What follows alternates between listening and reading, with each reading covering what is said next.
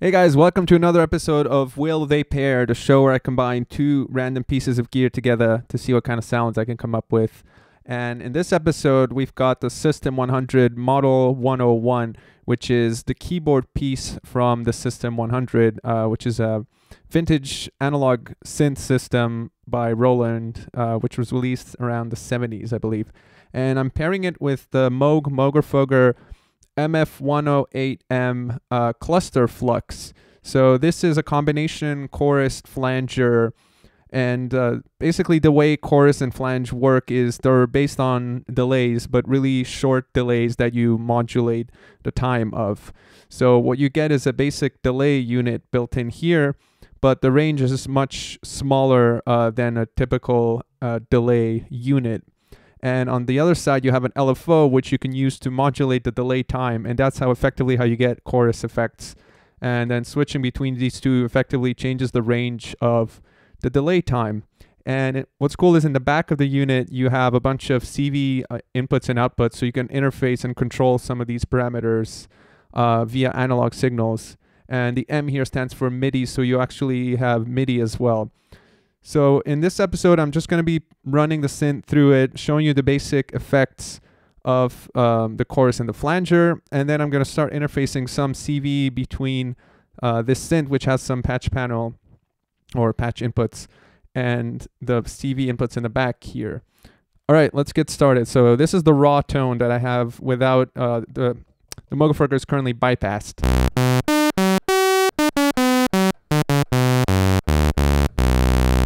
Pretty standard patch, basic ADSR, full sustain, filter all the way open, sawtooth wave. Basically nothing fancy going on. So I'm going to switch on the bypass, so we're going to hear the Clusterflux now. And I just want to show you that the levels are in check, but the mix is all the way down, so I'm going to bring that up right now. I have it in chorus mode. And as you can hear, we can hear basic chorus. If I bring down the LFO all the way down,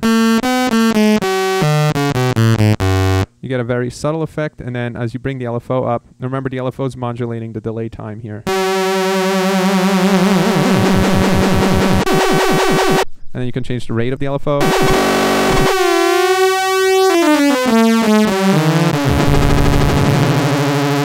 And what's cool is the LFO actually has a bunch of different waveforms here, so I'm just going to quickly cycle through those to show you.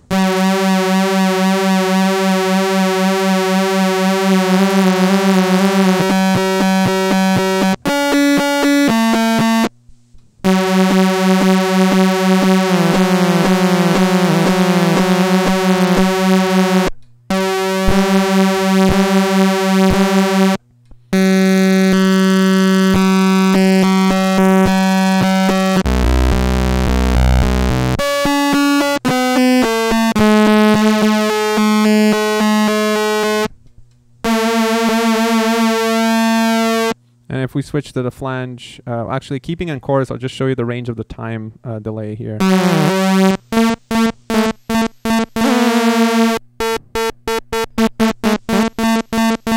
So you can barely hear the echoes because this is not meant as a delay pedal. But this is the type of range you want for a chorus. And if I switch it to flange,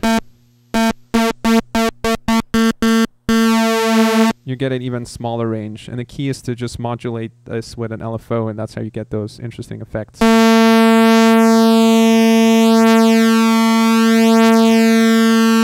So if you bring the rate all the way down and put a subtle amount, then you get a nice subtle evolving sound, which you only hear as you start to elaborate the sounds.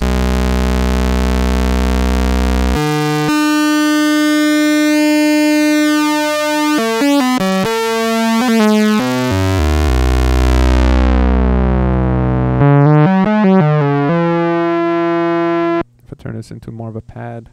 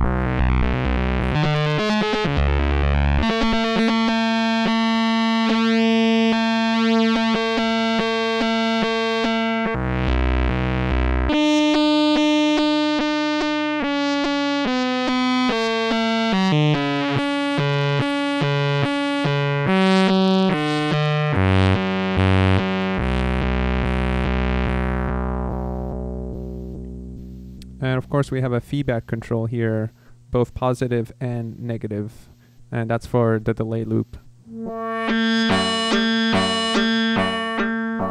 So you get really cool effects.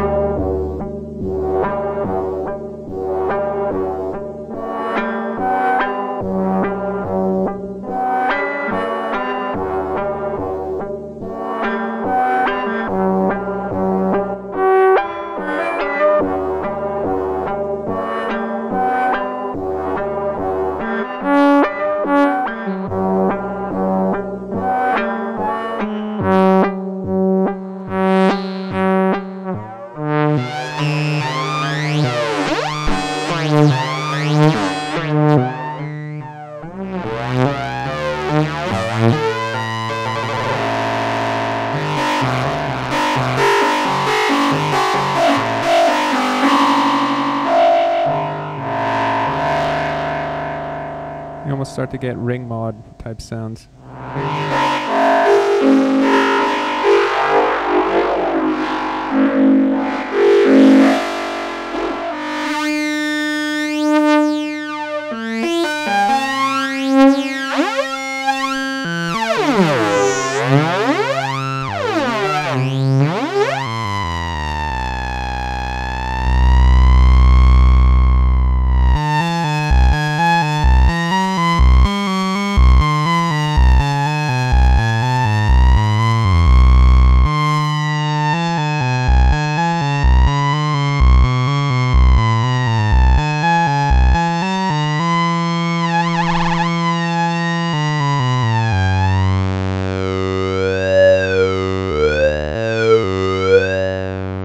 Negative feedback side, you get these gnarly, almost vocal sounds.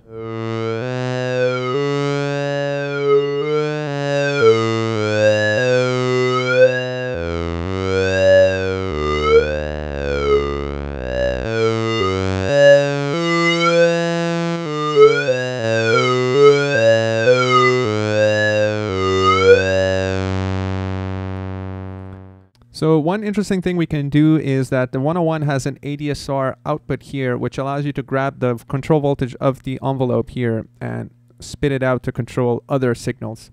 So if you're not familiar with envelope generators, basically they generate control voltage in following some shape that is determined by these knobs here. And by this most standard application is applying this to volume, or the voltage controlled amplifier. And that's basically what you're hearing now as the volume increases. The reason you're hearing that slow increase in volume is because the attack is slow here, and because this is internally patched to the amplifier. But you can also use that same exact shape to control other signals via this ADSR output jack here. So what I'm going to do is, on the back of the Clusterflux, a lot of these knobs are exposed as control voltage inputs in the back, so you can use external voltages to control these knobs automatically. So in the back here, I've patched the LFO rate as the CV output of this cable here, and then I'm going to plug this into my ADSR output. What this means is that when I press a key, the voltage that's generated by the envelope generator following this shape here will modulate the rate knob of the Clusterflux. So what you're going to hear is that the LFO is going to increase slowly because of the attack, and then fade out because of a slow release here. So listen to what that sounds like.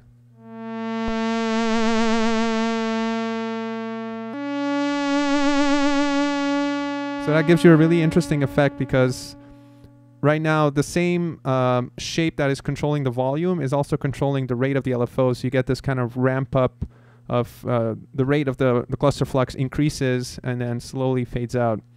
And what this knob turns into, basically every time you have something patched in the back here, this knob, instead of controlling the actual value, controls the amount that the CV contributes to that value, if that makes sense. So I can control the range at which this has an effect on the rate by turning this knob now. So this is like an extreme setting. It'll start from 0. It'll slowly ramp up at the attack rate up to this maximum value here. And then when I let go of the key, it'll fade back down at the release value.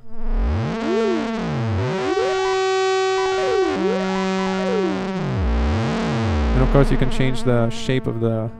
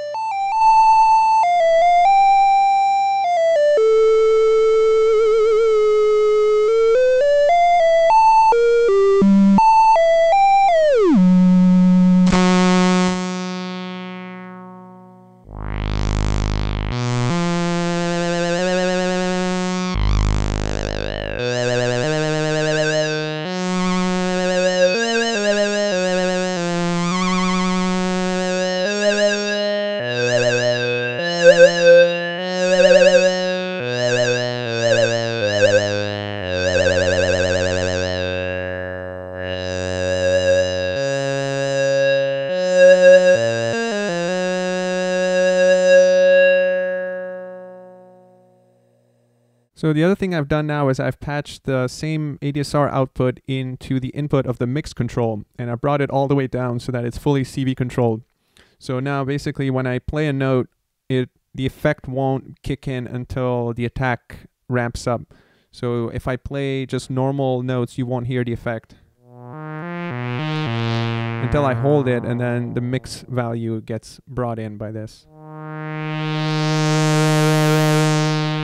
So you can create more expressive sound, so you can play notes, and then as you hold the note, the effect kind of ramps in.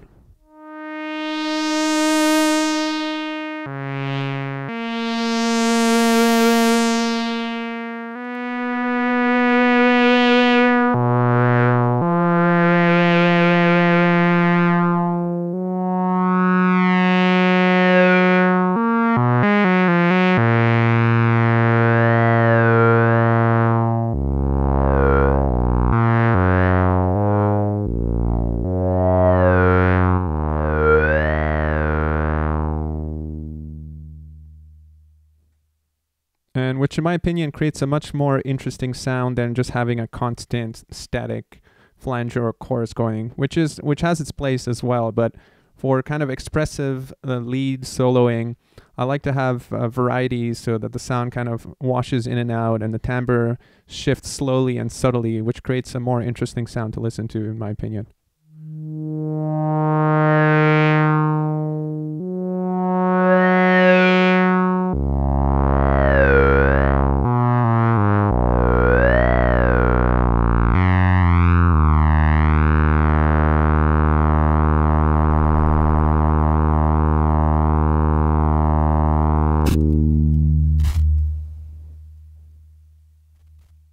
So the other thing you can do is I've switched now the CV to control the LFO amount, and I brought this knob down so that the CV value controls it fully.